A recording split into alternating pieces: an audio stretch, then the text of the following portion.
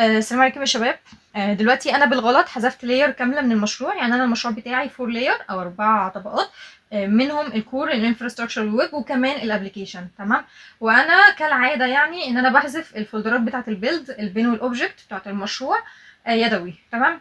فبالغلط علمت على او حددت الفولدر بتاع الابلكيشن، ومنها عملت ديليت، لا وكمان عملت امبتي تراش، اللي هو اصلا ما سمحتش لنفسي اشوف ايه الفايلات اللي انا بحذفها. الفكره بقى ان المشروع انا مش رافعاه على الجيت هاب لسه. وكمان حاولت اعمل سيرش بقى على جوجل ان انا ازاي اعرف ارجع المشروع بعيدا خالص عن ان انا انزل تطبيقات ريكفري وكده. فكان في موضوع اللي هو التايم لاين، تمام، خاصه بالفي اس كود، وكمان اللوكال هيستوري. المهم التايم لاين ده يعني مثلا انا دلوقتي واقفه على الفايل بتاع الابلود سيرفيس، فبيجيب لي كل دوره. السلام عليكم يا شباب.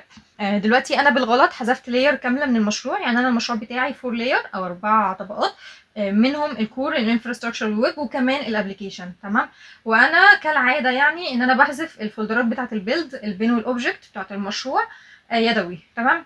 فبالغلط علمت على او حددت الفولدر بتاع الابلكيشن، ومنها عملت ديليت، لا وكمان عملت امبتي تراش، اللي هو اصلا ما سمحتش لنفسي اشوف ايه الفايلات اللي انا بحذفها. الفكره بقى ان المشروع انا مش رافعاه على الجيت هاب لسه. وكمان حاولت اعمل سيرش بقى على جوجل ان انا ازاي اعرف ارجع المشروع بعيدا خالص عن ان انا انزل تطبيقات ريكفري وكده. فكان في موضوع اللي هو التايم لاين، تمام، خاصه بالفي اس كود.